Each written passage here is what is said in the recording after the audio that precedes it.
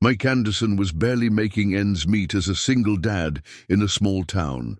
His old Toyota Corolla wasn't much, but it got him to his 3 jobs and his daughter to school. One rainy night, a desperate stranger knocked on his door, needing help. Despite having work the next morning, Mike did something that would change his life forever. He handed over his keys. It was all he had to give, but sometimes the smallest acts of kindness open the biggest doors. The next day, that same stranger returned, not in his beat-up car, but in a private jet. She wasn't just any traveler. She was one of the wealthiest people in the world. But why had she been searching for someone like Mike? And what made his simple act of kindness so special to her? Before we jump back in, tell us where you're tuning in from. And if this story touches you, make sure you're subscribed, because tomorrow I've saved something extra special for you. Daddy, the toaster's doing that funny smell again. Mike Anderson looked up from the stack of bills spread across the kitchen table, his daughter's voice pulling him from columns of red numbers. Sarah stood on her tippy toes by the counter, her wild brown curls escaping from hastily done pigtails, nose wrinkled at the ancient appliance. "Back away, princess," he said, pushing aside an overdue electric notice to rescue what remained of their breakfast. The toast was charred on one side, barely warm on the other, par for the course with their temperamental toaster. "How about peanut butter on the good side?" Sarah nodded solemnly, sliding into her usual chair. At 8 years old, she had mastered the art of pretending everything was fine, a skill Mike wished she'd never had to learn. Her small fingers traced the edges of a handmade birthday card she'd been working on since yesterday, not for herself, but for Maria next door, their saving grace of a neighbor who watched Sarah during Mike's night shifts. "Think she'll like it?" Sarah held up the card, revealing a crayon masterpiece of stick figures holding hands under a rainbow. "That's Maria, and that's me, and that's you, and that's—" Her voice caught slightly. "That's Mommy in the clouds." Mike swallowed hard, spreading peanut butter over the salvageable side of the toast. 3 years had passed since cancer took Emily, but moments like these still felt like walking on broken glass. "It's beautiful, sweetheart. Maria will love it." The wall clock, a garage sale find with a slightly crooked number 6, showed 6:45 a.m. First shift at Pete's Auto Shop started at 7:30, followed by afternoon deliveries for local businesses, then night security at the mall from 11 p.m. to 5 a.m. Sleep came in patches between shifts, often at the kitchen table while helping. "Sarah with homework. Backpack ready?" he asked, sliding the toast across to her. Sarah nodded, mouth full of peanut butter. Her school uniform was second-hand, but meticulously clean, ironed late last night while she slept. The shoes, though, were showing wear, another item for the growing list of things they needed but couldn't afford. "Ms. Rodriguez says we're having a career day next week," Sarah said, carefully wiping crumbs from her mouth. "She says parents can come talk about their jobs." Mike's heart squeezed. "That sounds interesting." "I told her you have 3 jobs, so maybe you could come 3 times?" Sarah's eyes sparkled with innocent pride. "That's more than anyone else's parents." Before Mike could respond, a gentle knock at the back door announced Maria's arrival. She was their neighbor of 5 years, a retired teacher with silver-streaked black hair and kind eyes that crinkled at the corners. Maria had been Emily's friend, first and after. Well, after everything, she'd become family. "Buenos dias," Maria called, letting herself in. The smell of fresh tamales wafted in with her. "I made too many again. Such a shame they'll go to waste if nobody helps me eat." Them. It was a dance they did every week. Maria's accidental cooking that somehow always yielded enough extra to feed them. Mike had tried to pay her back in the beginning, but she'd firmly refused. "Family helps family," she'd said. And that was that. Sarah bounced up to hug her, the birthday card clutched behind her back. "Maria, is it really your birthday today?" "Ah, mi amor, you remembered." Maria's face lit up. 65 years young today. Mike watched as Sarah presented her card with flourish, explaining each crayon detail. Maria's eyes misted over at the stick figure in the clouds, and she hugged Sarah tight. "Mi angel, it's perfect, the most beautiful card I've ever received." The clock struck 7 a.m. Mike grabbed his keys. The Toyota's ignition was finicky, would need an extra few minutes to coax it to life. Sarah, shoes on. Maria, thank you for... Go, go. Maria waved him off. Sarah and I have big plans today. Reading, mathematics, maybe some secret birthday baking. As Mike helped Sarah with her shoelaces, a bill slipped from his pocket. The fourth notice for her upcoming school fees. He quickly stuffed it back in, but not before catching Maria's concerned glance. The private school had been Emily's dream for Sarah, her final wish. The scholarship helped, but even the reduced fees were stretching them to breaking point. "Daddy?" Sarah's voice was small as they walked to the car. "Jenny's having a birthday party next weekend. She invited the whole class." Mike's stomach clenched. Birthday parties meant presents, proper clothes, another expense they couldn't afford. "We'll see, Princess. Maybe we can..." The Toyota coughed twice before grudgingly turning over. Sarah buckled herself in, humming softly, the same lullaby. Emily used to sing. In the rearview mirror, Mike saw Maria standing in the doorway, the birthday card held carefully in her hands. 3 jobs, endless bills, and a daughter trying so hard to be brave. But when Sarah caught his eye in the mirror and smiled, Emily's smile, bright as sunrise, Mike knew he'd work 100 jobs if that's what it took to keep that smile. Alive! The Toyota rumbled down their street, past the for sale signs that seemed to multiply weekly, past the shuttered windows of businesses that couldn't weather the economic downturn. Another day of keeping their heads above water, of making ends meet through sheer will and grace. Little did Mike know that by this time tomorrow, everything would change. But for now, he had a daughter to drop off at school, 3 jobs to juggle, and a beat-up Toyota that needed to hold together for just a little longer. The storm hit just after midnight. Mike sat at his security desk in the empty mall, watching raindrops race down the glass doors. Thunder rattled the windows, and somewhere in the building, a loose sign creaked rhythmically.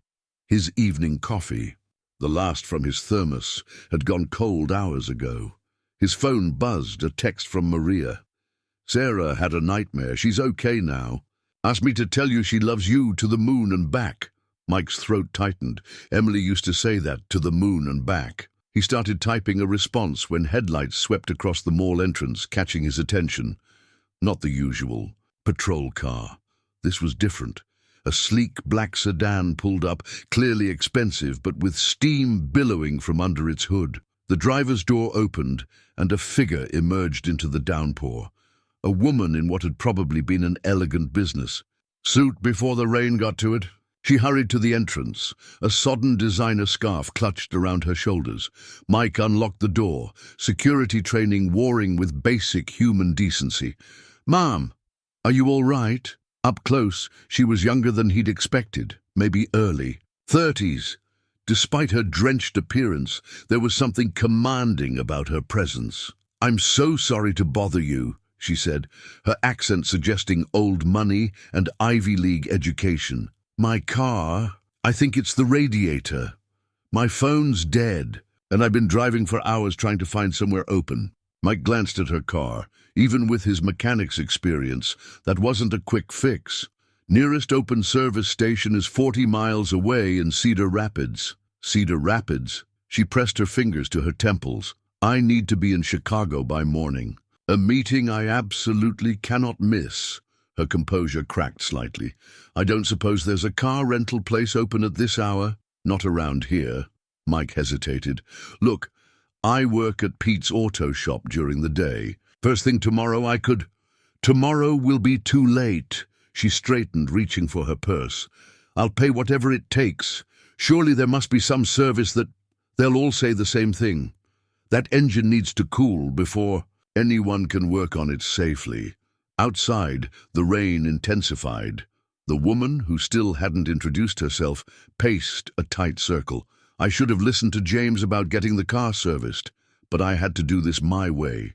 Prove I could. Handle..." She stopped, seeming to remember she had an audience. "I'm sorry. You don't need to hear this." Mike thought of Sarah. Of all the times they'd needed help and someone had stepped up, Maria with her extra tamales. Pete keeping him on at the shop even when business was slow, Emily's parents helping with school fees when they could. Sometimes, kindness was all you had to give. "My car," he said slowly. "It's not much, a '99 Corolla, but it runs. You could take it to Chicago, have someone drive it back tomorrow." She stared at him. "You'd lend your car to a complete stranger. You'd trust a complete stranger's car." That startled a laugh out of her. She studied him with new interest. "Why would you do that?" Mike shrugged. "Because you need help. And sometimes that's reason enough. Just like that, you don't want collateral, references, proof I'm not going to steal your car? Are you going to steal my car?" "No, but then we're good." He pulled out his keys, separating the Toyotas from the bunch. "It takes a few tries to start sometimes. Fuel gauge sticks at quarter tank, but it's actually full. And the passenger window doesn't roll down, so don't try." She stood frozen, designer scarf dripping onto the mall's polished floor. "I don't even know your name." "Mike Anderson. Alexandra," she said after a pause that suggested she was choosing what name to give. "Alexandra Pierce." Mike held out the keys. "Nice to meet you, Alexandra Pierce. Drive safely." She reached for them, then hesitated. "Your job. Won't you get in trouble for leaving?" "Night shift ends at 5. I'll call Pete. Tell him I'll be late to the shop. He'll understand." Alexandra took the keys, her manicured fingers brushing his weathered ones. "I'll bring it back tomorrow, I promise. And Mr. Anderson, thank you. Not many people would. Sometimes a little trust goes a long way." Mike thought of Sarah's crayon drawings, of Maria's tamales, of Emily's last smile. "Just take care of her. That car's got a lot of memories."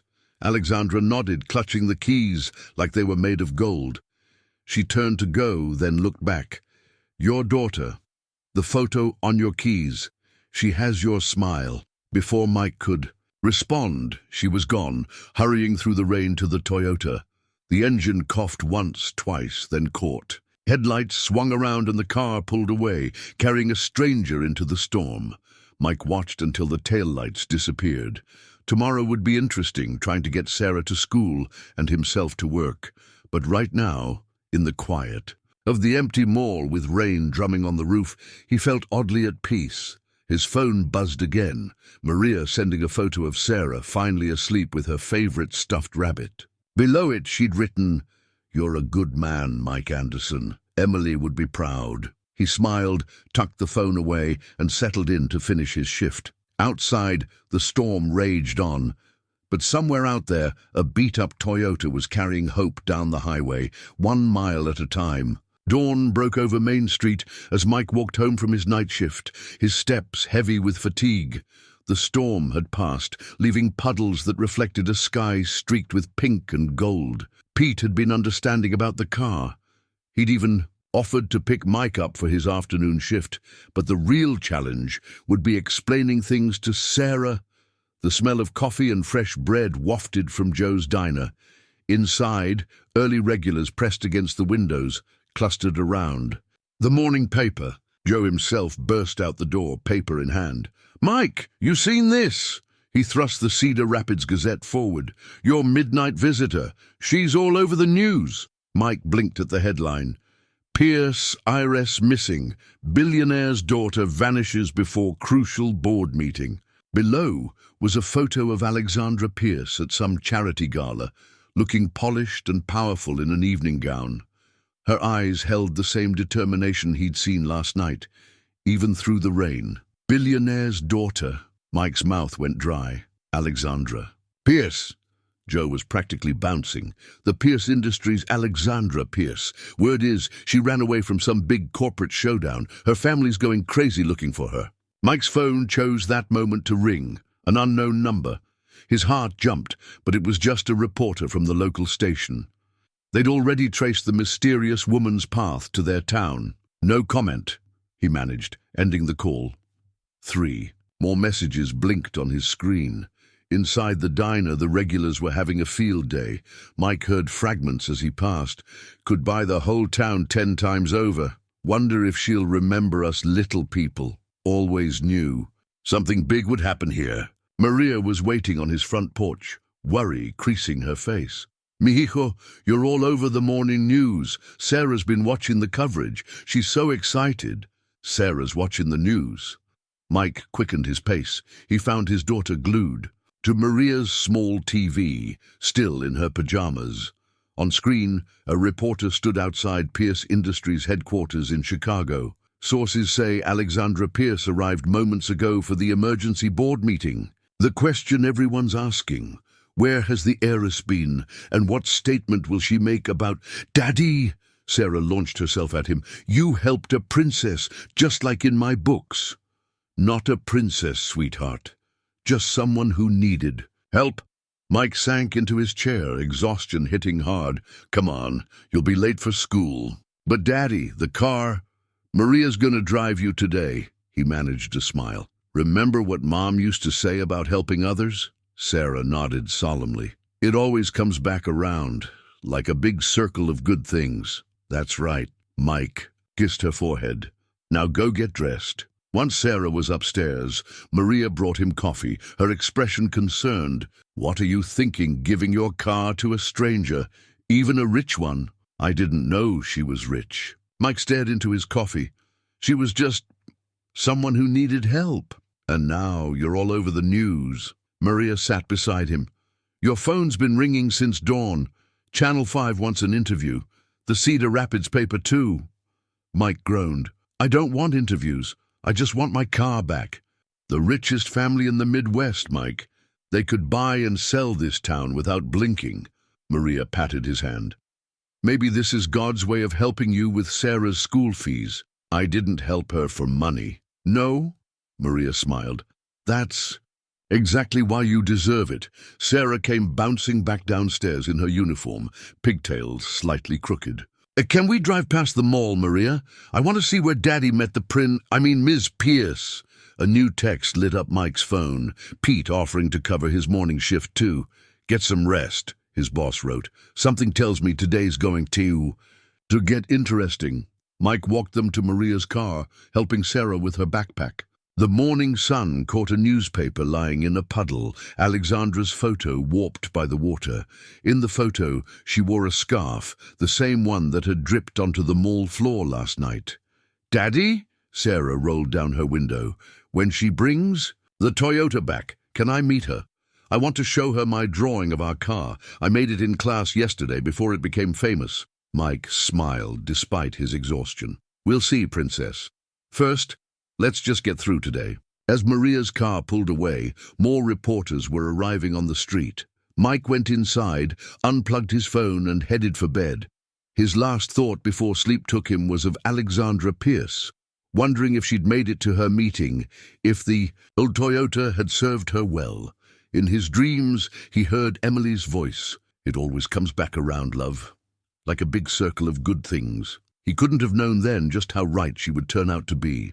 The sound woke Mike from his fitful sleep, a deep rhythmic thrum that made the windows vibrate. He stumbled to his feet, disoriented as Sarah burst into his room. Daddy, there's a helicopter in the sky. Not just one helicopter. 3 news. Choppers circled overhead like excited birds, and on the street a crowd was gathering. Through his window, Mike saw neighbors pointing upward, phones raised to capture whatever was coming. Then he heard it, different from the helicopters, a deeper sound. The crowd shifted, faces turning eastward. Against the afternoon sky, a sleek private jet descended, impossibly low over their small town. Holy! Mike grabbed his jacket. Sarah, stay with Maria. But Sarah was already racing downstairs, screen door banging behind her. Mike followed, emerging onto a street he barely recognized. News vans lined both sides, reporters doing live updates. The jet was circling now. And behind it, is that the Goodyear blimp? Someone asked incredulously. Police Chief Roberts was trying to control the chaos, directing traffic away from the mall parking lot, the only space in town large enough for what was about to happen. Mike spotted Pete from the auto shop, Maria clutching Sarah's hand, and what seemed like half the town's population, all staring skyward. The jet made one final pass, then disappeared. For a moment, everything was still. Then a black SUV convoy swept down Main Street, led by police escorts. They turned into the mall lot, forming a precise circle. Men in dark suits and earpieces emerged, scanning the crowd. And there, gleaming in the afternoon sun, was Mike's Toyota Corolla. Alexandra Pierce stepped out of it looking nothing like the drenched stranger from last night. Her suit was immaculate, her presence commanding. She handed the keys to one of the suited men and scanned the crowd until she found Mike. "Mr. Anderson," she called, voice carrying across the suddenly hushed parking lot. "I believe I owe you a car." Mike felt Sarah's small hand slip into his as Alexandra walked toward them. The crowd parted like a scene from a movie. Behind her, the jet appeared again, lower this time. It was going to land right there on their mall parking lot. "I drove it myself," Alexandra said when she reached them, as if continuing a normal conversation. "All the way to Chicago. It got me to my meeting with 2 minutes to spare." She smiled at Sarah. "You must be the artist. I saw your drawings on the refrigerator." Sarah stared up at her, wide-eyed.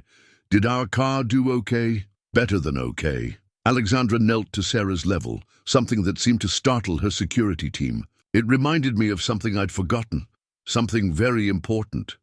The jet touched down behind them with a grace that seemed impossible for its size. Its door opened, stairs extending. "Mr. Anderson." "Mike." Alexandra stood. "Would you and Sarah join me for a conversation? There's someone I'd like you to meet." Mike hesitated. "I have work in an hour." "Already cleared it with Pete," Chief Roberts called out helpfully. "Take all the time you need, Mike." The crowd was watching, phones recording every moment. Mike saw the news crews pressing closer, saw his neighbors, eager faces, but mostly he saw Sarah looking at the jet with the same expression she had when reading her fairy tales. "Just a conversation?" he asked Alexandra. She nodded. "Just a conversation, though it might be a life-changing one." From the jet emerged an elderly man in an elegant suit, his white hair and bearing marking him unmistakably as Charles Pierce, Alexandra's father and one of the wealthiest men in America. He walked toward them with the aid of a carved wooden cane. "So," he said warmly, reaching them, "this is the man who helped my daughter remember who she really is." Sarah tugged Mike's hand. "Daddy, is this real?" Mike looked at his Toyota, at the jet, at Alexandra Pierce standing in his hometown like she belonged there. "I'm not sure, Princess." "It's real," Alexandra said softly. "And if you're willing to trust me one more time, it's just the beginning." Behind them, the Goodyear blimp drifted across the sky, its electronic display scrolling a message. "Thank you, Mike Anderson." Maria stepped forward, pressing something into Mike's hand. Sarah's drawing of their Toyota. "For good luck," she whispered in Spanish. Mike looked at the drawing, then at his daughter's hopeful face. Sometimes, he thought, the biggest doors open with the smallest keys. "Okay," he said, "let's have that conversation." As they walked toward the jet, Sarah skipping between them, Mike heard his neighbors break into applause. Above them, the news. Helicopters circled like metal birds, broadcasting this moment to the world. But all Mike could think about was Emily's voice in his dreams. "It always comes back around, love. Like a big circle of good things." The jet's stairs weren't just stairs anymore. They were the first steps into a new chapter, one that had started with a simple act of kindness on a rainy night. The interior of the jet felt like stepping into another world. Cream leather seats, polished wood panels, and what Sarah whispered was, "the biggest TV I've ever seen." A flight attendant offered them drinks. Apple juice for Sarah, water for Mike, and nothing for Alexandra, who seemed too focused to consider refreshments. Charles Pierce settled into his seat with the ease of a man who'd spent more time in private jets than cars. "Sarah," he said warmly, "I hear you're quite the artist. Would you like to see the pilot's cabin while we talk with your father?" Sarah looked at Mike questioningly. He nodded, and she followed the flight attendant forward, her excited chatter fading as the cabin door closed. "First," Alexandra said, placing a familiar set of keys on the table between them. "Your car is fully serviced, detailed, and refueled, though that's just the beginning of what I owe you." "You don't owe me anything," Mike started, but Charles raised a hand. "Young man, do you know what happened in Chicago yesterday?" Mike shook his head. "My daughter walked into a board meeting that was meant to remove her from our company. The board claimed she was out of touch, disconnected from real people. They had documentation, testimonials, even psychological evaluations." Charles smiled. "Then she told them about a night security guard who lent his only car to a stranger." Alexandra leaned forward. "I've spent the last year searching for something, Mike. Traveling incognito, trying to understand what our company was missing. The board was right. I was out of touch, but not in the way they thought." She pulled out a tablet, bringing up images of various Pierce Industries properties. "We own hundreds of businesses, but we've lost sight of what matters. The human element, the trust that builds communities." She paused. "The kind of trust that makes a man lend his car to a stranger on a rainy night." "What my daughter is trying to say," Charles interjected, "is that your act of kindness didn't just help her get to a meeting. It helped her find what she's been looking for." Alexandra nodded. "We're launching a new division of Pierce Industries, community-focused development, small business support, ethical investment in struggling towns. Not charity, partnership, real change from the ground up." Mike looked between them. "What does this have to do with me?" "Everything." Alexandra's eyes lit up. "I want you to help me run it." The silence that followed was absolute. Even the jet's engines seemed to hold their breath. "I do work in a garage," Mike managed. "I'm a night security guard. I don't know anything about running companies." "You know everything that matters," Alexandra countered. "Integrity, community, real people dealing with real challenges. Everything else can be learned." Charles cleared his throat. "The salary, of course, would be substantial. Full benefits, housing allowance, educational trust for Sarah. I don't want charity," Mike said firmly. "Good," Alexandra replied, "because this isn't charity. It's an investment. In you, in your perspective, in everything you represent, that our company has forgotten." She pulled out a contract, sliding it across the table. "Take it home, read it, have a lawyer review it. But know this, that night when you handed me your keys, you weren't just helping a stranger. You were showing me what business should be about. Trust, humanity, doing the right thing simply because it's right." From the pilot's cabin came Sarah's delighted laugh. Mike thought of her school fees, of the worn shoes she tried to hide, of all the birthday parties she pretended not to mind missing. "Why me?" he asked finally. "Really?" Alexandra exchanged a look with her father, then reached for her purse. She withdrew a worn photograph, herself as a child, standing proudly next to an old car with an elderly man. "My grandfather," she said softly. "He started Pierce Industries from a small auto repair shop. One car, one customer at a time, built it on trust and hard work. Somewhere along the way we forgot that." She touched the photo gently. "Last night in your Toyota, I remembered." Charles spoke up. "The board wanted Alexandra to prove she understood business. Instead, she proved she understands people. That's worth more than an MBA from Harvard. Believe me, she has one of those too." "Take a week," Alexandra said. "Think it over. Talk to Sarah, to Maria, to anyone you trust. This isn't just a job offer. It's a chance to help other families like yours, other communities like this one." Through the window, Mike could see his hometown spread out below. The mall where he worked nights, Pete's garage, the school where Sarah drew pictures of their car. A community of people who helped each other, who kept each other going. "And if I say no, then you say no." Alexandra shrugged. "The car's still serviced, and you have a great story to tell, but something tells me you won't say no. Because you understand what I finally learned. Sometimes the biggest impact comes from the smallest acts of trust." The pilot's cabin door opened, and Sarah emerged, wearing a captain's hat and grinning from ear to ear.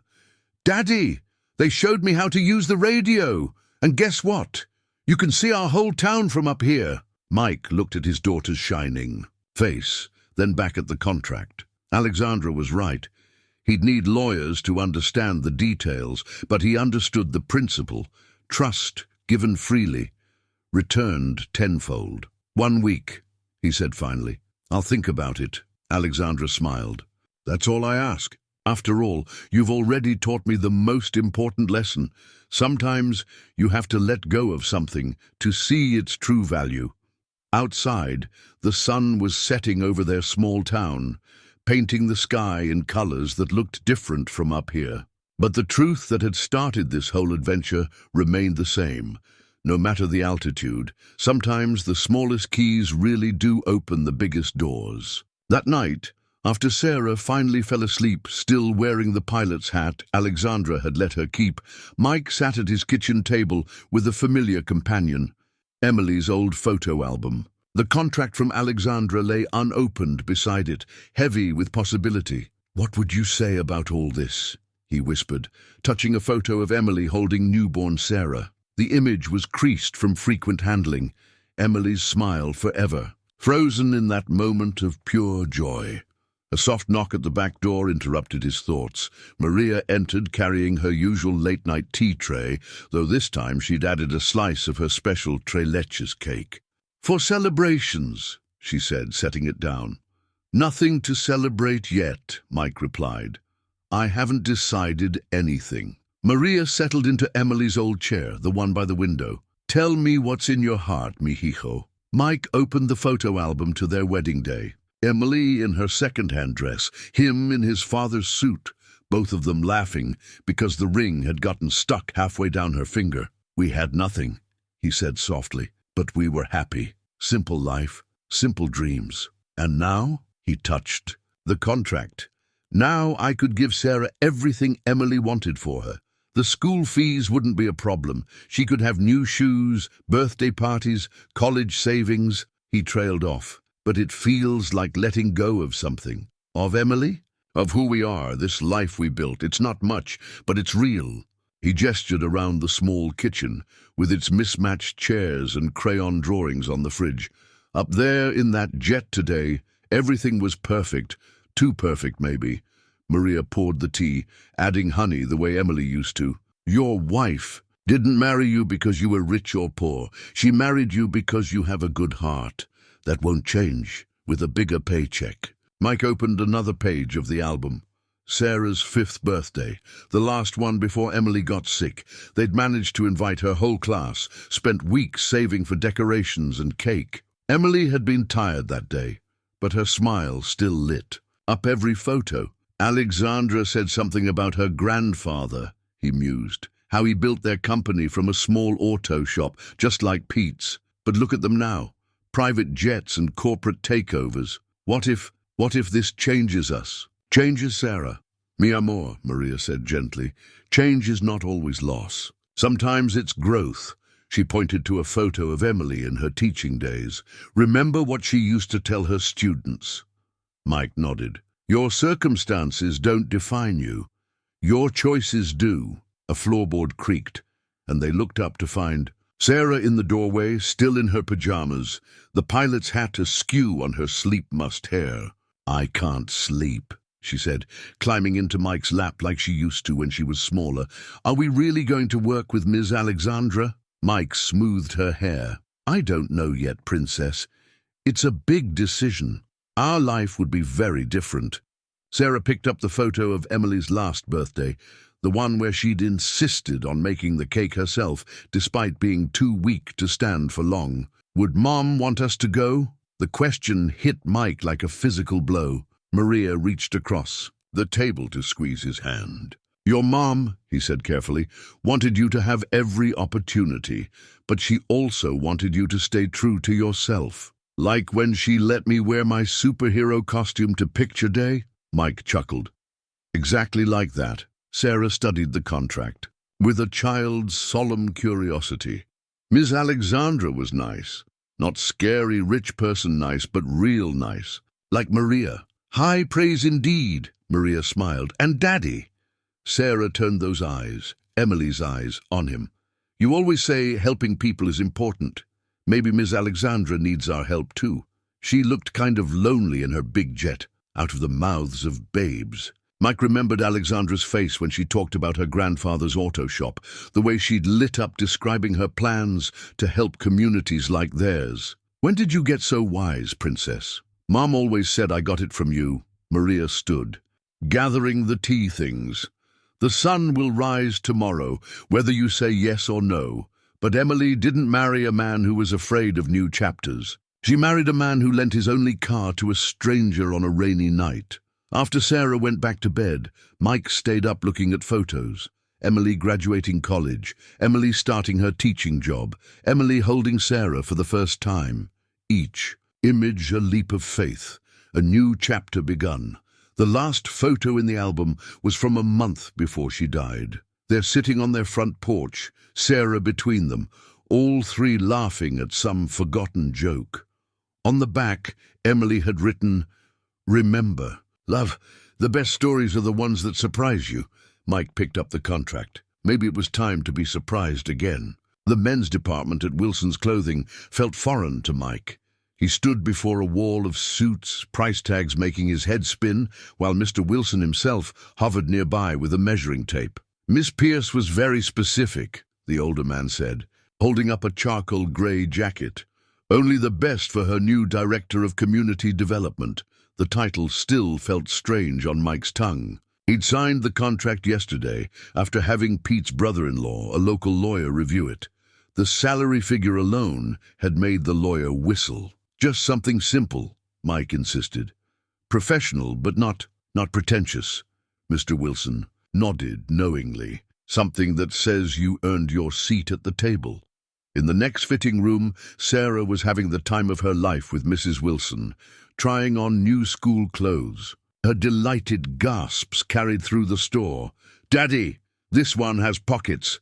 Mike smiled, then caught his reflection in the mirror. A man at a crossroads, trying to bridge two worlds. The suit jacket settled onto his shoulders, and Mr. Wilson adjusted the fit.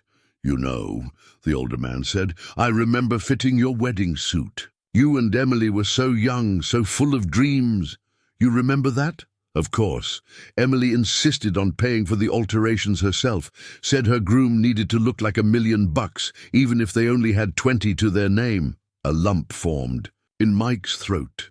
The bell above the shop door chimed, and Alexandra Pierce walked in, dressed casually in jeans and a simple blouse, looking more like the rain-soaked stranger from that night than a corporate heiress. "How's it going?" she asked, then smiled at Sarah's excited wave from the other fitting room. "It's different," Mike admitted.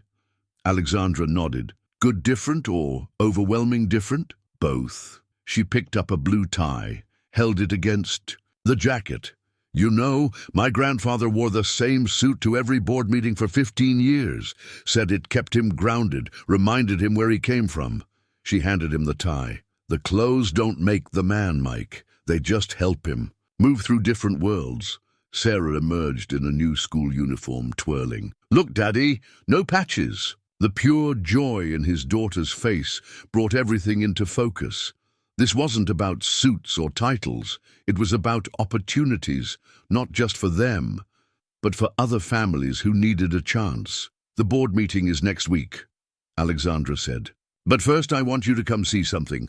Both of you." She turned to Sarah. "How would you like to fly in the jet again?" Sarah bounced with excitement, but looked to Mike first. He nodded.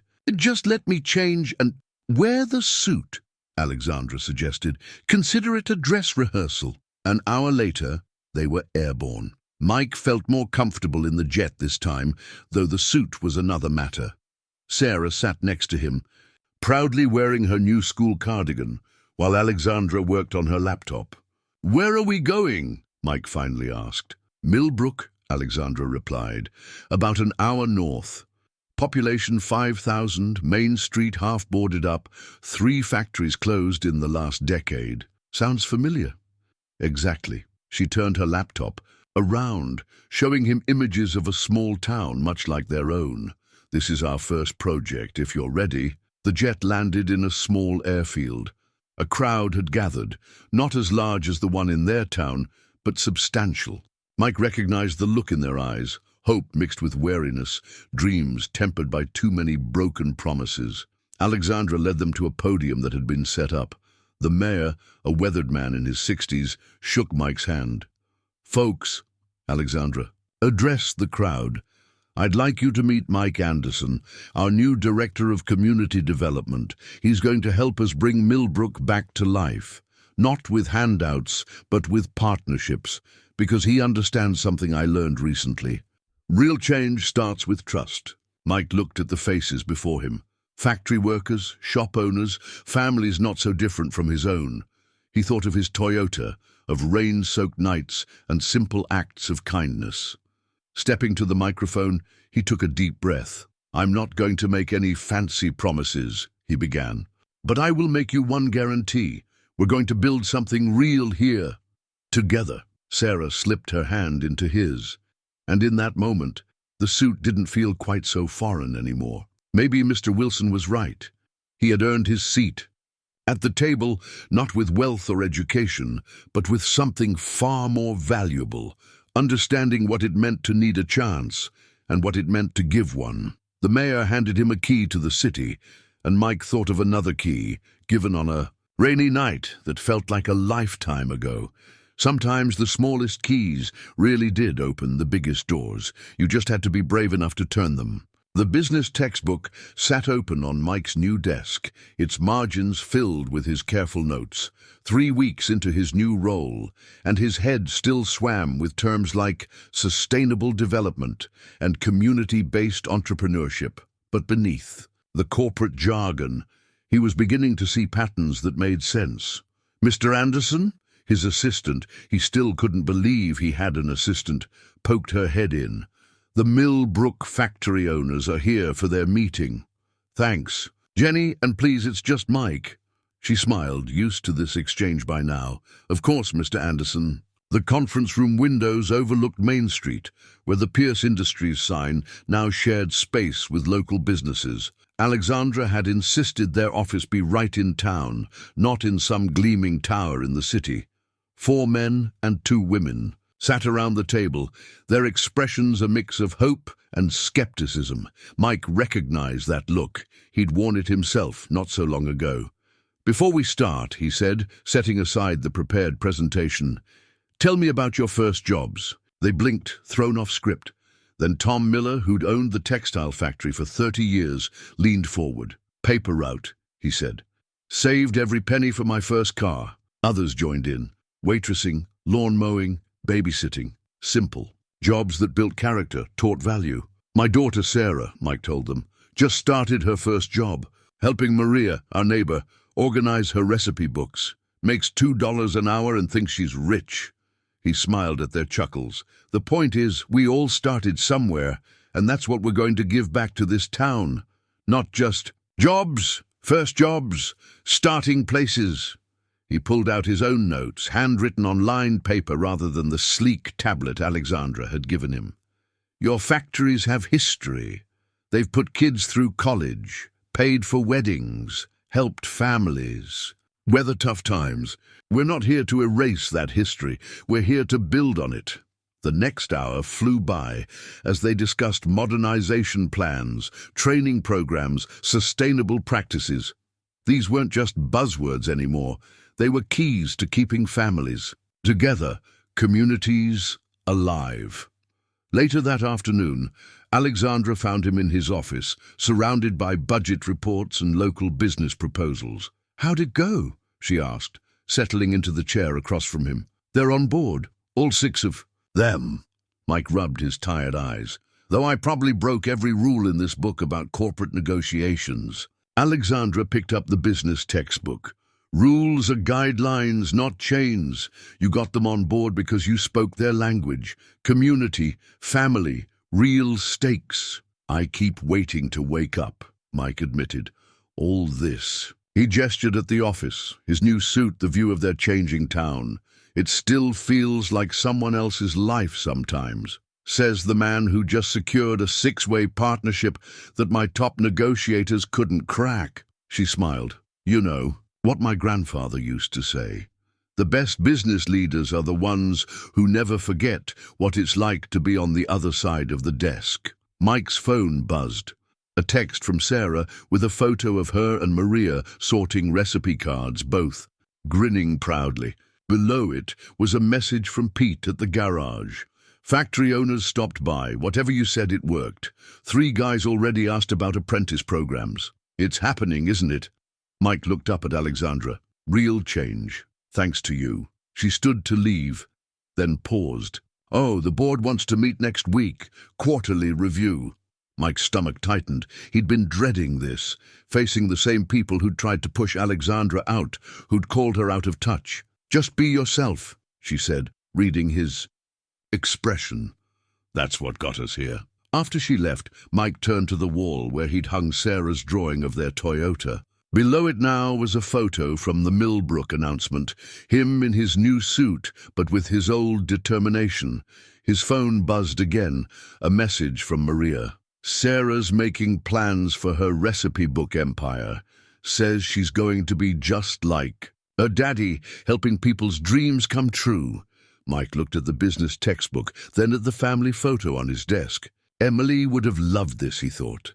Not the office or the title, but the chance to make a difference. He picked up the next proposal, a small bakery looking to expand, to hire local youth, to keep tradition alive while embracing change. Just like him, the sun was setting over Main Street, painting the old buildings in new light.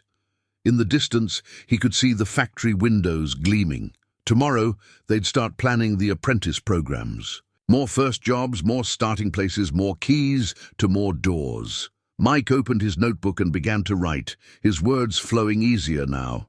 The business language was becoming familiar, but it was the old lessons that guided his hand. Trust given. Freely, kindness returned tenfold, and the courage to believe in new beginnings. Local hero or corporate puppet.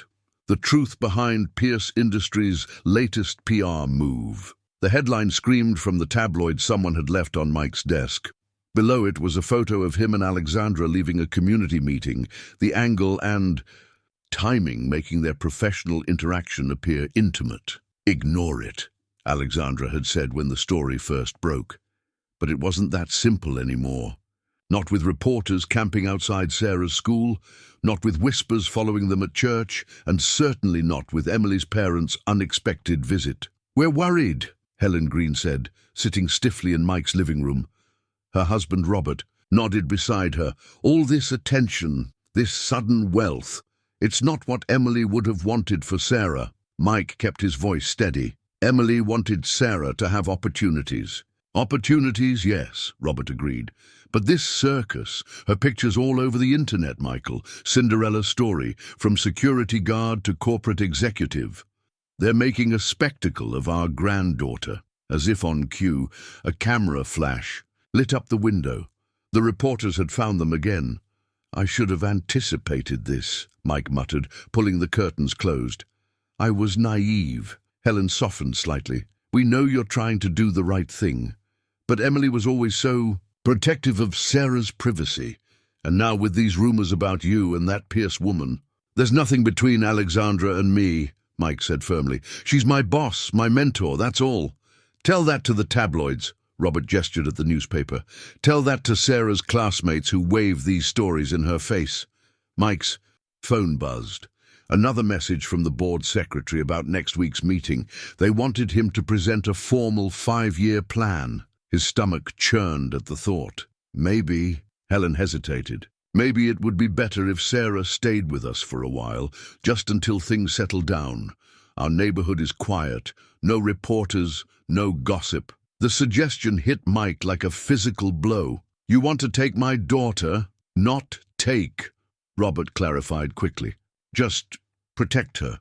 Give her some normalcy. Before Mike could respond, the back door opened. Maria and Sarah came in carrying grocery bags. Sarah's face lit up at seeing her grandparents, then fell as she caught the tension in the room. Abuela, she said quietly, did you see the mean stories too? Helen reached for her granddaughter, but Sarah stepped back, moving closer to Maria. They say Daddy's different now.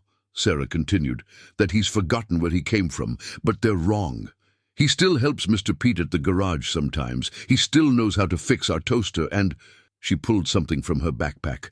A newspaper clipping. Look what he did. It was an article about the Millbrook factories, not the gossip about his relationship with Alexandra, but the real story. Jobs returning, families staying together, a community finding hope again.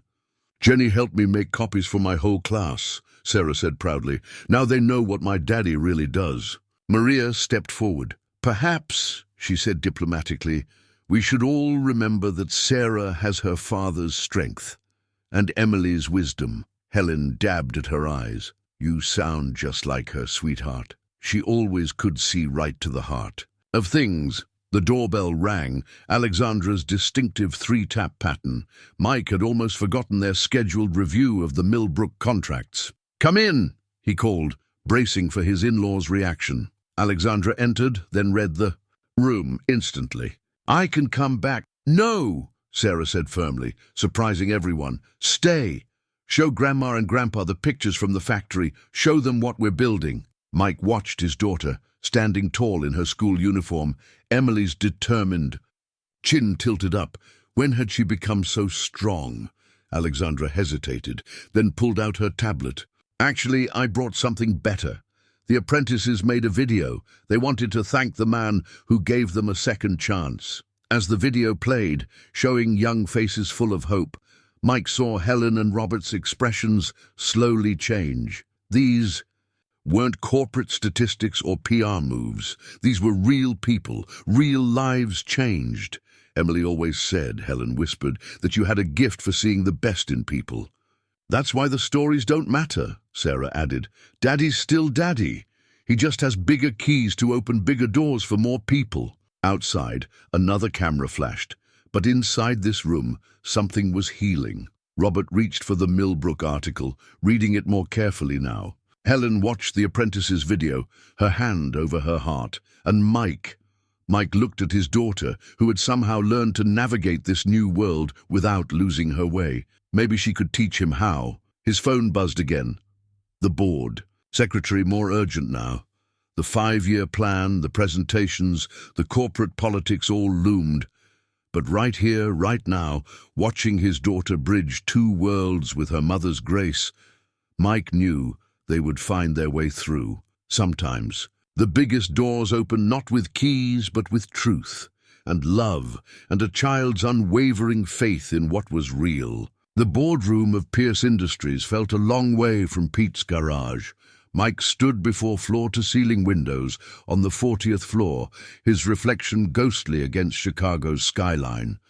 The 5-year plan sat in a leather portfolio on the polished table, each page perfect, professional, and completely wrong. They're going to eat you alive, James Morrison, one of Alexandra's executives, had warned earlier. The board doesn't want heartwarming stories about small towns.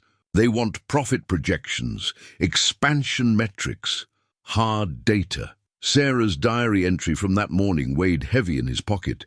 He hadn't meant to read it, but it had fallen open while he was helping her pack for school. Sometimes I miss when Daddy could tuck me in every night. But I'm proud of him helping other people's daddies get jobs.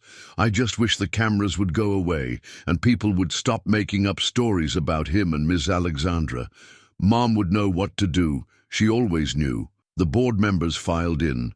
Faces he recognized from news articles and company reports. Alexandra entered last, giving him an encouraging nod. But something was off about her expression.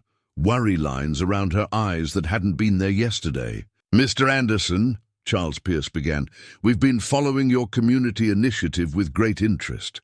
Perhaps you could begin by walking us through your 5-year projections. Mike opened the portfolio, then closed it again. Actually, sir, I'd like to tell you about Tommy Martinez first. A ripple of murmurs. Alexandra sat straighter. Tommy's 16, Mike continued. His dad lost their farm when the Millbrook factory closed. They were going to move to the city, split up the family to find work, but last week, Tommy started our apprentice program. He's learning industrial engineering, earning credits toward college. Mr. Anderson, a board member interrupted. We're here to discuss scalable business strategies, not individual cases. Tommy is our strategy. Mike's voice strengthened, because next year he'll be qualified to train other apprentices. Who will train others? Who'll rebuild their community from the ground up? That's sustainable growth, that's generational change. He pulled out his own notes. Not the polished projections, but the real numbers. Every dollar we invest in these communities returns threefold. Not in quarterly profits, but in stable workforces, loyal customers, and something you can't put on a spreadsheet. Trust. The board chairman leaned forward. And the negative press, the speculation about your relationship with Ms. Pierce, the accusations of corporate manipulation. How do you propose to quantify the damage to our reputation? Before Mike could respond, his phone buzzed, a text from Maria. Sarah needs you. Now. His heart stopped. In 8 years, Maria had never sent a message like that. Alexandra must have seen his face change. What's wrong? Sarah, he showed her the text. She stood immediately. We'll reconvene tomorrow. Ms. Pierce, the chairman warned. This meeting can wait, she finished firmly. Family comes first. That's what this whole initiative is about, isn't it? The flight home was a blur. Alexandra insisted on flying him herself in the smaller corporate jet, breaking speed records. They found Maria waiting at the small airport, tears in her eyes. Some boys at school, she explained. They showed her those tabloid stories, said terrible things about her father, about Ms. Pierce. She ran away during lunch break. We've looked everywhere. Mike's world tilted. The Toyota, still parked at school. The garage, he said suddenly. Pete's garage. They found her there, curled up in the back seat of an old Chevy Pete had been restoring. The same car she used to nap in as a toddler while Mike worked late shifts. I wanted things to be simple. Again, she whispered, when Mike gathered her into his arms. When you were just my daddy who fixed cars and read me stories. Alexandra hung back by the garage door, her face a mask of guilt and concern. Pete appeared from his office, took in the scene, and quietly began closing up shop to give them privacy. I'm so sorry, Princess, Mike murmured into Sarah's hair. I thought I was building something better for us. You are, Sarah hiccuped. Those boys don't understand. Their dads don't build things or fix things or help people. But it's hard. Daddy, the cameras and the lies, and I miss Mom. She'd know how to make it right. Alexandra stepped forward hesitantly. Sarah, would it help if your dad stepped back from public events for a while? We could restructure things, keep him behind the scenes. No, Sarah sat up fiercely. That's what they want. For Daddy to hide, to stop helping people. Mom always said, she wiped her eyes, Mom always said you can't let mean people stop you from doing good things. Mike held his daughter, feeling her strength and her fragility. Outside Pete's garage, another day was ending in their small town. Soon the factory shift would change, sending Tommy Martinez and other apprentices home to their families. Tomorrow, more community proposals would need review, more doors would need opening. But right now, in this moment, everything hung in the balance. The weight of two worlds, corporate towers and small-town garages, pressed down on a father and daughter trying to find their way through the storm. Alexandra touched the old Chevy's hood gently. Your mum was right, Sarah. And maybe she does know how to make this right. Through you. The resignation letter sat unopened in Mike's email drafts. 3 sentences that could end everything. Return them to their simple life, away from cameras and whispers, back to the world they understood. His cursor hovered over the send button. As dawn broke over Main Street, he hadn't slept. Sarah was at her grandparents' house, her choice needing space to think. The emptiness of the house echoed with her absence. A knock at the door startled him. Alexandra stood there, looking, as sleepless as he felt, holding a thick manila envelope. The board's response to yesterday, she said, settling into Emily's old chair. They've given us an ultimatum. Mike didn't reach for the envelope. Let me guess. Either I start playing by their corporate rulebook or they'll shut down the whole community initiative. Alexandra's voice cracked. Everything we've built, Millbrook, the apprentice program, all of it. The weight of those words hung in the pre-dawn quiet. From somewhere outside came the sound of the early shift heading to the factory, lives they'd helped rebuild, families they'd helped hold together. I've been up all night, Alexandra continued, trying to find another way. My father's on our side, but the board, they're talking about forcing a vote of no confidence, not just against you, but against me. Mike opened his desk drawer, pulled out Sarah's latest school photo.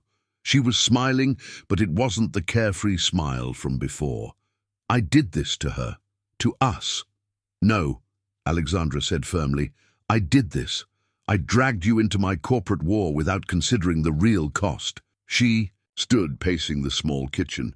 You know what's ironic? The board was right about me being out of touch, just not in the way they thought.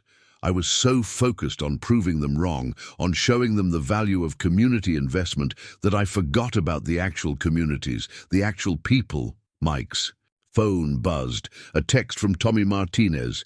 Hey, Mr. A, just heard rumors about the program shutting down. Please tell me it's not true. Some of us were finally starting to believe in futures here. The resignation letter glowed on his screen, offering an escape. One click and they could go back to 3 jobs and stretched budgets, but also back to peace, simple dreams, safety. Then another text came through, this one from Sarah. Daddy, Grandma showed me Mum's old journals. She wrote about her dreams for me, about wanting me to be brave even when things are hard. I want to come home. Alexandra watched him reading the messages. Whatever you decide, I'll understand, and I'll make sure the families we've helped are protected. Mike stood, walking to the window. The sun was rising properly now, painting their small town in shades of possibility. Outside Pete's garage, a line of cars waited for repair, the same way they had that rainy night when a stranger needed help. You know what Emily used to say about tough choices? He turned to Alexandra. She said they're not really about choosing between right and wrong. They're about choosing what kind of right you want to fight for. He deleted the resignation draft. The board wants corporate metrics? Let's give them some, but our way. Alexandra straightened. What are you thinking? Mike grabbed his keys, the Toyotas still among them, a reminder of where this all began. First, I need to pick up my daughter. Then we're going to Millbrook. The board meeting's in 3 hours. Exactly. Time enough to show them what real investment looks like. He paused at the door. You come in? An hour later, they stood in the Millbrook factory floor, surrounded by workers, apprentices, and family members.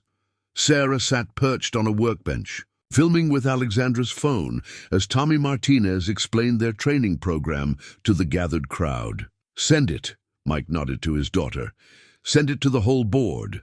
Sarah pressed the button, broadcasting the real story, not through corporate presentations or PR statements, but through the voices of the people whose lives had changed. One more thing, Mike said, turning to Alexandra. If we're going to fight for this, we need to fight smart. No more hiding from cameras or dodging rumors. We show them exactly who we are and what we're building. Alexandra smiled, understanding dawning. A family business. In every sense of the word. Mike's phone buzzed. A message from Charles. Pierce, the board's watching the live stream. Keep going. Sarah hopped down from her perch, slipping her hand into her father's. Together, they faced the cameras they'd been hiding from, ready to tell their story their way. Sometimes, the hardest doors to open were the ones you built yourself.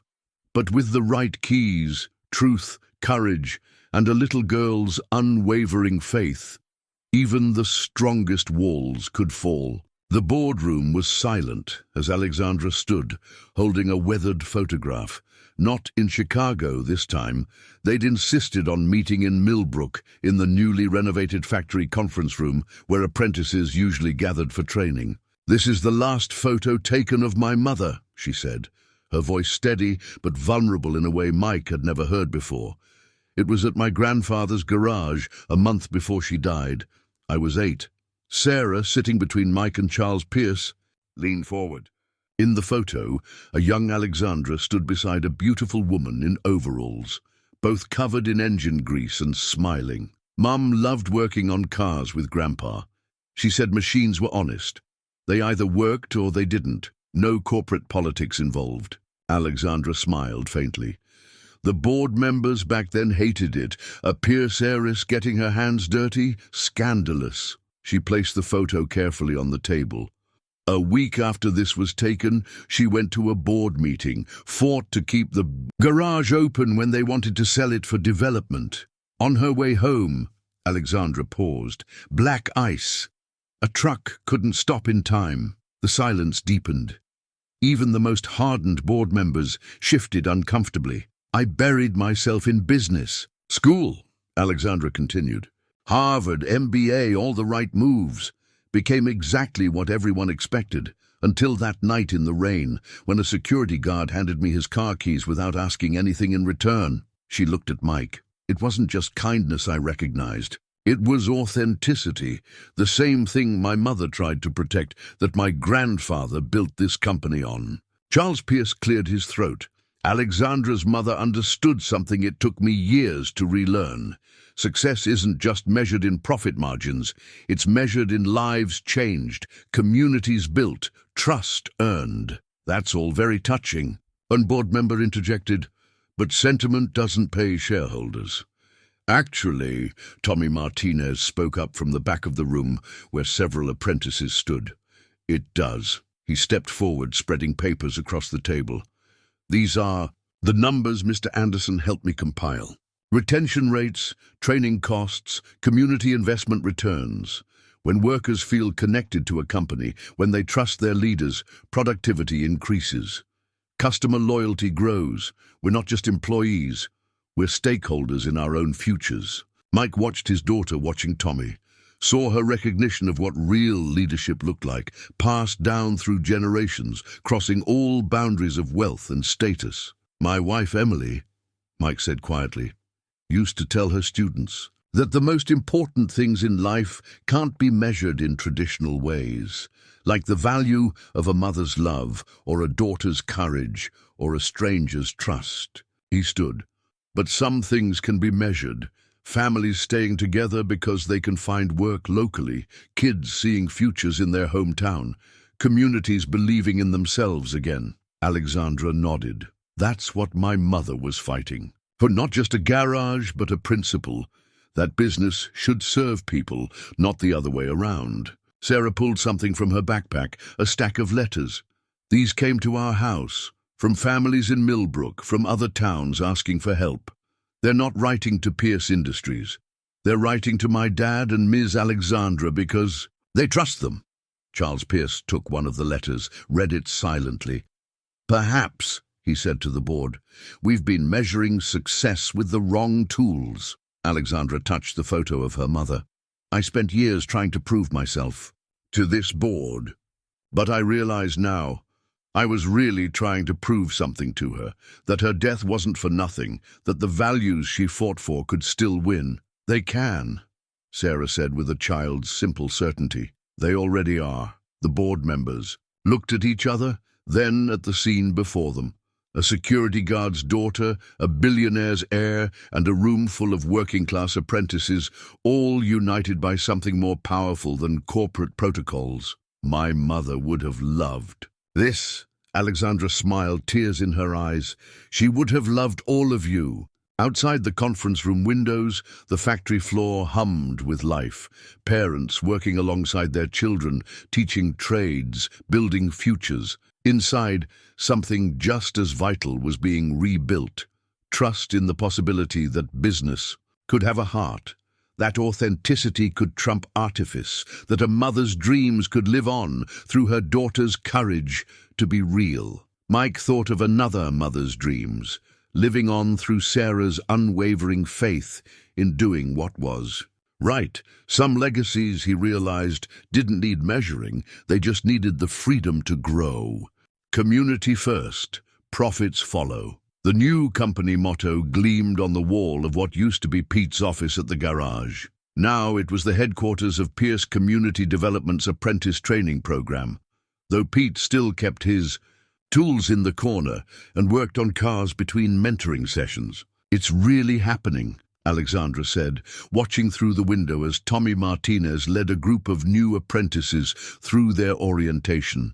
The board actually approved everything. Mike smiled, adjusting the frame holding their first joint. Business plan, written on the back of a paper placemat from Joe's Diner during a late-night planning session. They approved it because it works. 6 new towns already implementing the Millbrook model.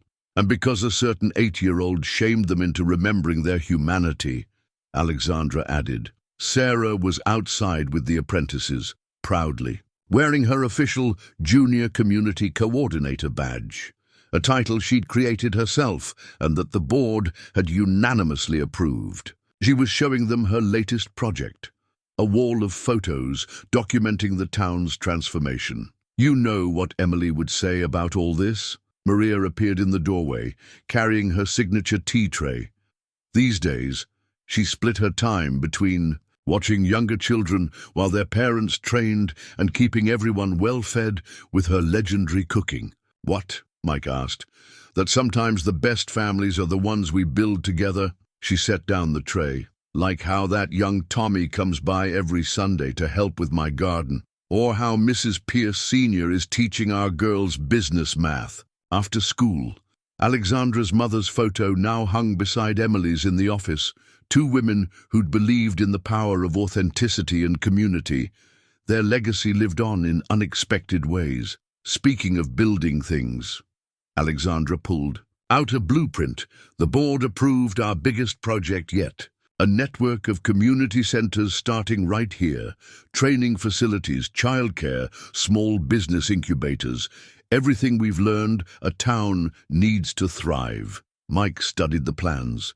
The design incorporated elements of both worlds. Modern, efficiency melded with small-town warmth, just like them. We'll need to hire more staff, he noted. People who understand both sides of this. Already ahead of you. Alexandra grinned. Remember Jenny from my old office? She's moving here with her family, says she wants her kids to grow up somewhere real. Outside, Sarah was demonstrating to the apprentices how her father had taught her to check oil levels, standing on her tiptoes, explaining with the same patience Mike had always shown her. Several of them were taking notes. She's going to run this whole thing someday, isn't she? Alexandra said softly. Both sides of it, Mike agreed. The heart and the business. His phone buzzed. A text from Helen, Emily's mother. These days, she and Robert were their biggest supporters, proud to see their daughter's values living on in such a meaningful way. The camera crews are coming next week, Mike remembered, for that documentary about community-based business. Development. Good, Alexandra said firmly. Let them see what real change looks like. No more hiding. The afternoon sun slanted through the garage windows, catching the gold lettering of their motto.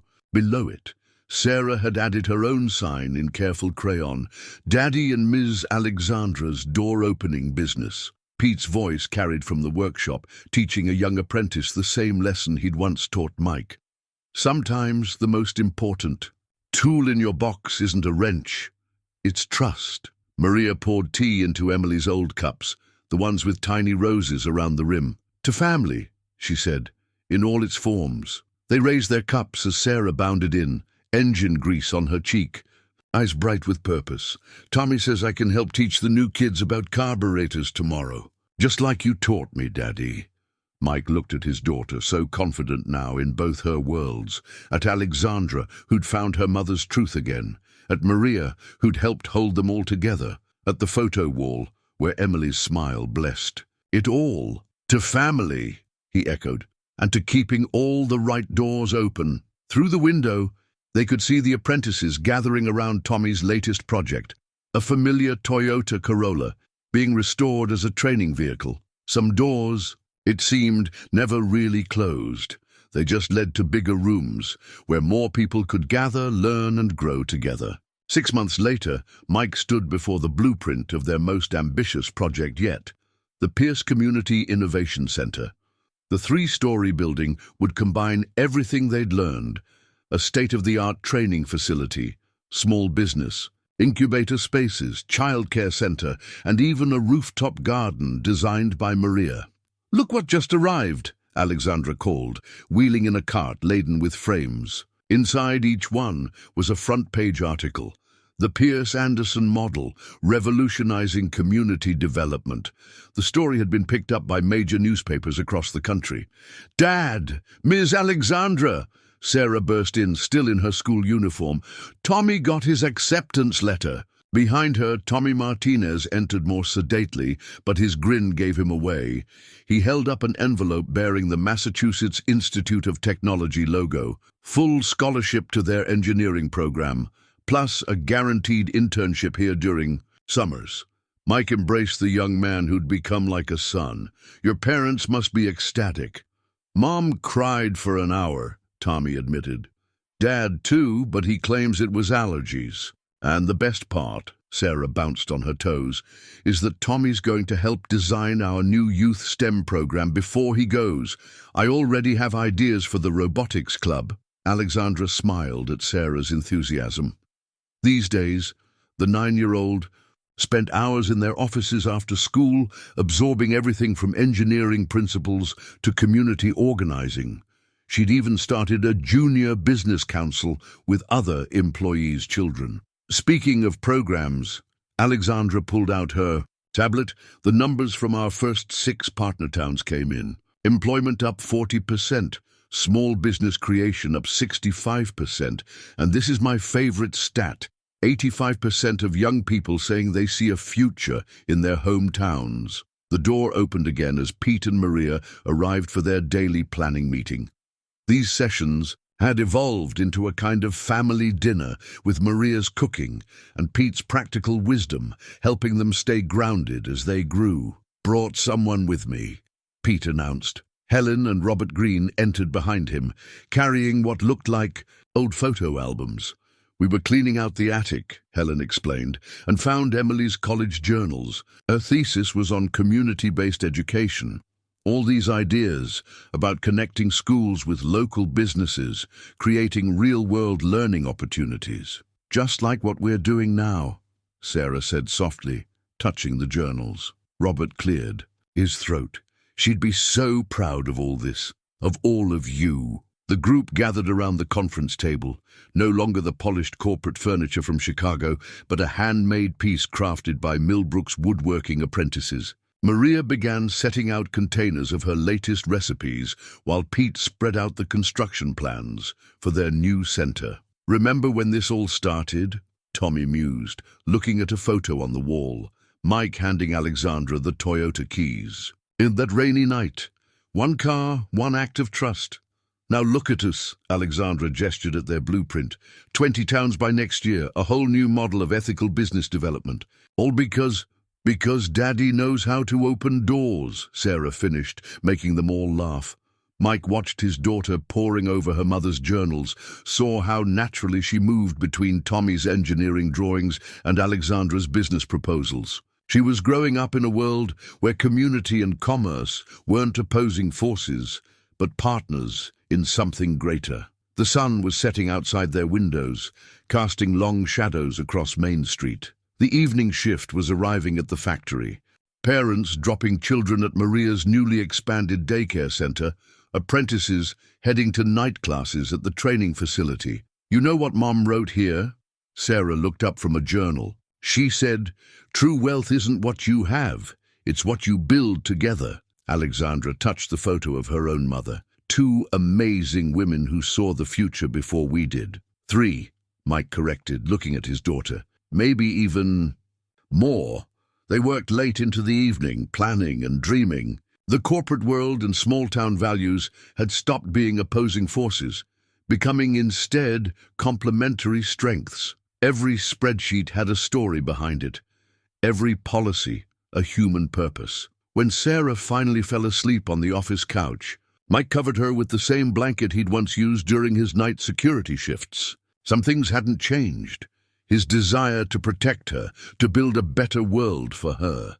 But now that world was bigger, richer, full of possibilities Emily had dreamed of, and Alexandra had helped make real. Together, they were building something. that transcended business metrics or community boundaries. They were building proof that with the right balance of heart and mind, of trust and innovation, any door could become a bridge. "Close your eyes," Alexandra insisted, leading Mike and Sarah through the early morning mist toward Pete's garage. "No peeking." "Is this about the merger announcement?" Mike asked, keeping his eyes shut as Sarah guided him by the hand. The business world was buzzing with rumors about Pierce Industries' latest moves. "Better," Alexandra replied. "Much better." The garage door rolled up with its familiar creak. Pete's voice called out, "Okay, open them." Mike opened his eyes and froze. There, in the center of the garage, sat his old Toyota Corolla, but not as he remembered it. The car had been completely restored, every dent smoothed, every scratch erased, the faded paint replaced with a gleaming deep blue finish. But it wasn't just restored. It was transformed while somehow remaining exactly what it had always been. "How?" he managed, moving closer. "Tommy led the restoration team," Alexandra explained. "Every apprentice in the program contributed something. They've been working on it for months between training sessions." Sarah bounced with excitement. "I helped pick the color. It's the same blue as Mom's favorite dress." Mike ran his hand along the familiar hood. The car looked brand new, but the small imperfections he knew by heart were still there. The slightly crooked rear-view mirror Sarah had once tried to fix. The tiny heart Emily had scratched into the dashboard on their first date. "Look, inside," Pete urged. The interior had been reborn, new upholstery that somehow matched the old pattern, modern features seamlessly integrated with the classic design. On the passenger seat lay a small photo album. "Open it," Alexandra said, softly. Inside were photographs documenting the car's journey. Mike driving Sarah to her first day of school, Emily teaching Sarah to help wash it, the night Mike handed the keys to a rain-soaked stranger.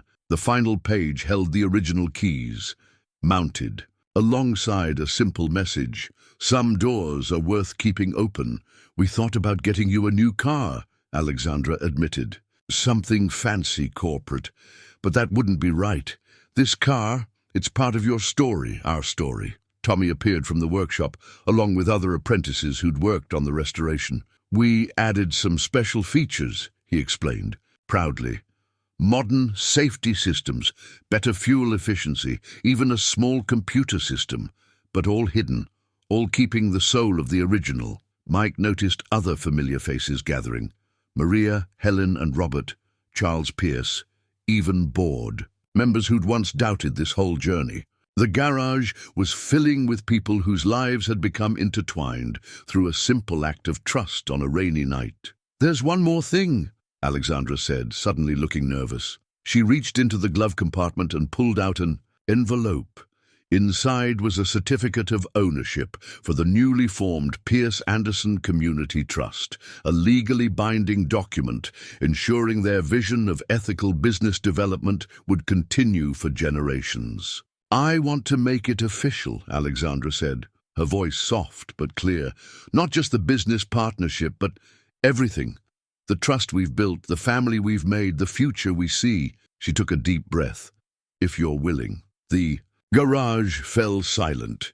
Sarah looked between them, her eyes wide with understanding and hope.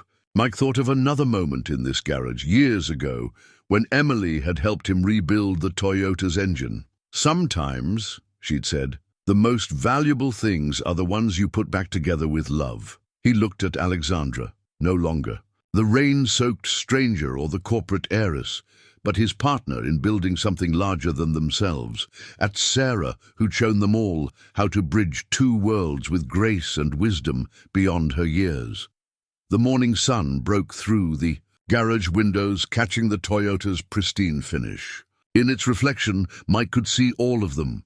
The unlikely family they'd built, the community they'd transformed, the future they'd crafted from trust and authenticity. "Yes," he said simply, "to all of it." Sarah whooped with joy as applause and filled the garage.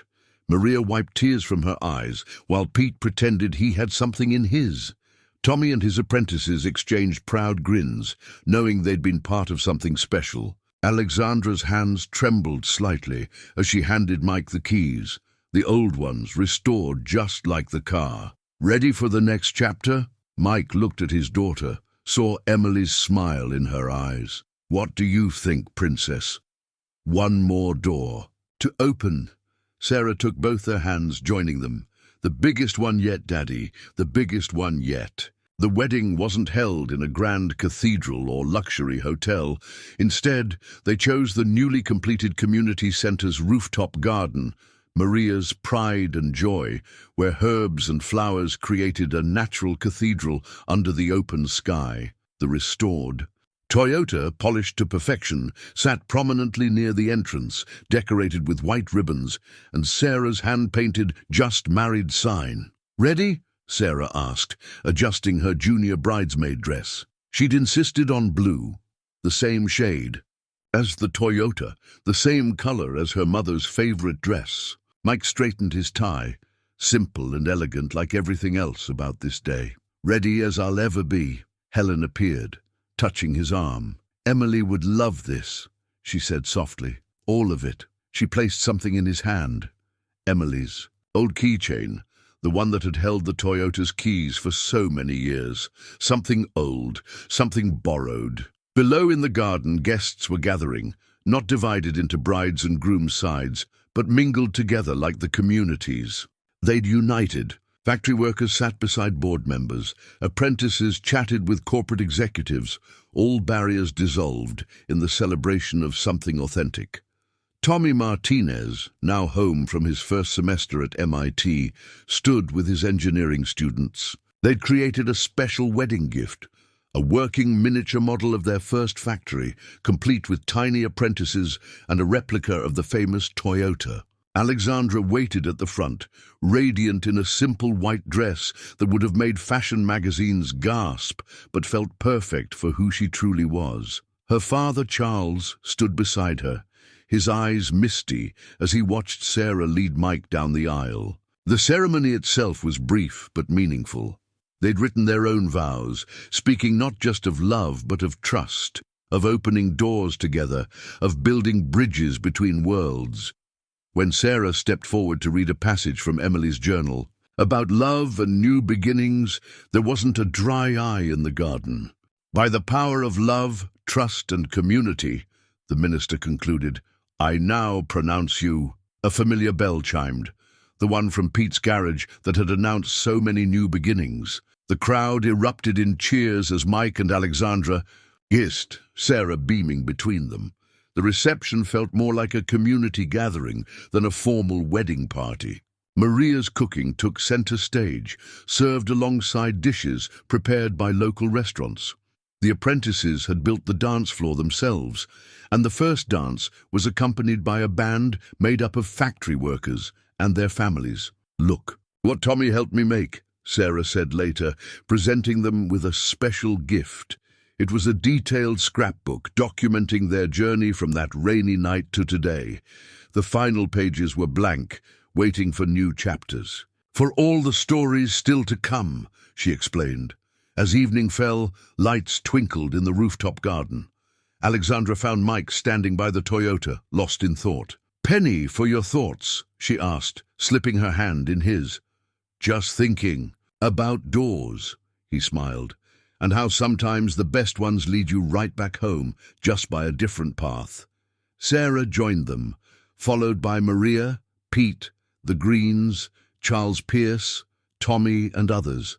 Their extended family, bound not by blood but by something just as strong, shared dreams, common purpose, and the courage to trust in new beginnings. The restored Toyota gleamed in the garden lights, its new features hidden beneath its familiar shell, just like the way their lives had been transformed while keeping their essential truth. On its dashboard, next to Emily's scratched heart, they'd added a small plaque.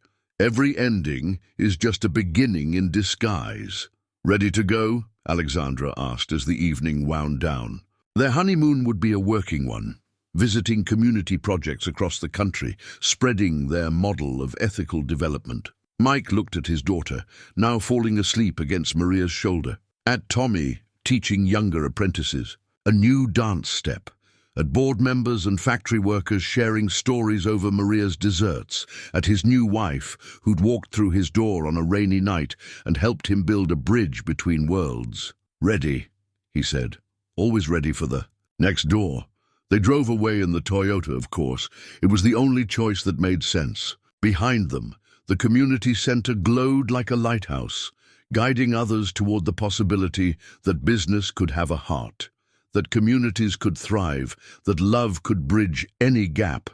And Sarah's just married sign fluttered in the breeze, written in the same careful letters she'd once used to label her father's tools, back when their world was smaller, but their hearts were just as full. 1 year later, the old Toyota pulled up to the community center on a crisp autumn morning. Sarah, now 10, was first out, racing ahead with an armful of photographs for the center's first anniversary celebration. Mike and Alexandra followed more, slowly, enjoying the sight of their daughter's enthusiasm. "Can you believe it's been a year?" Alexandra asked, her hand resting lightly on her growing belly. Their newest family member was due in spring. Around the same time, the 100th Pierce Anderson Community Center would open its doors. The main hall was already buzzing with activity. Tommy had flown in from MIT to present the latest innovations. From their youth engineering program, Maria supervised an army of local cooks preparing for the celebration, while Pete gave tours of the expanded training facilities. "Dad!"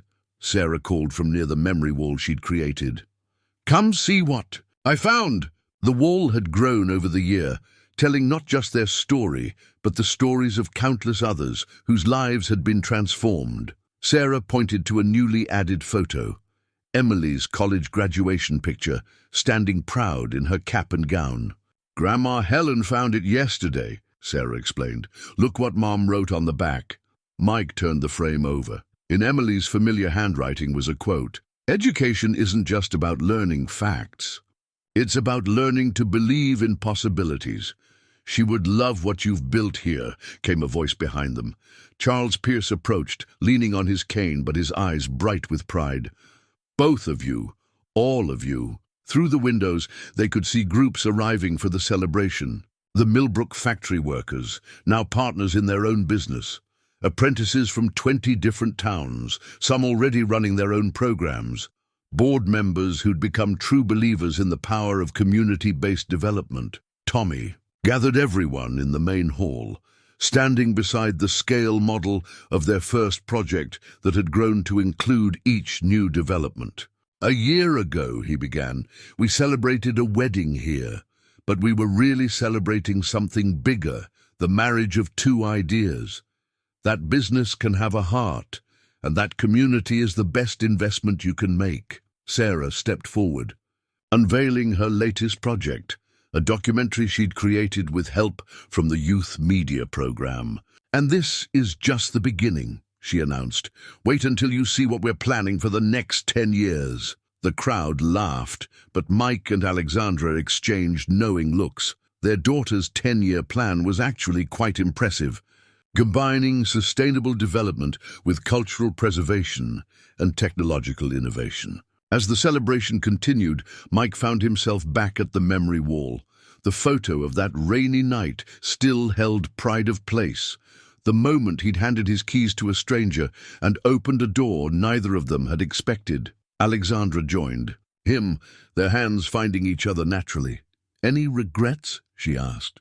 Mike looked around at their extended family, Sarah teaching younger kids about community organizing, Tommy mentoring the next generation of engineers, Maria creating new programs for family support, Pete expanding the apprenticeships. At the UB, Toyota outside, still running perfectly, still carrying them to new adventures. "Just one," he smiled, "that Emily can't see all this, though sometimes I think she can." "She can," Sarah said, appearing beside them. "Through us, through everything we build together." The sound of children laughing drew their attention to the rooftop garden, where Maria was giving a tour to families interested in starting their own community gardens. The apprentices were demonstrating new sustainable technologies they'd developed, while board members discussed expansion plans with local leaders. Their simple act of trust had grown into something extraordinary, not just bridging communities, but transforming them, creating a new model for ethical business that was spreading across the country. "Ready for the next chapter?" Alexandra asked, one hand on her belly, the other holding Mike's. Sarah grinned, pulling out her ever-present notebook filled with new ideas. "I already have plans." Mike looked at his daughter, so much like Emily, in her determination to make the world better, yet uniquely herself in how she brought people together. At his wife, who'd helped him see that sometimes the biggest dreams were the most practical ones. At the community they'd built, proving that success could be measured in lives changed and hope restored. "Ready?" he said, keys in his pocket, family by his side, doors opening everywhere he looked. Always ready. Outside, the Toyota waited faithfully, its restored finish gleaming in the sunlight. On its back window, Sarah had added a new sign. Below her, just married artwork from the wedding. Every mile a new beginning, and that's exactly what it was. Every day, every project, every life touched, all new beginnings, all doors opening, all dreams becoming reality, just the way Emily would have wanted it, just the way they'd built it, together.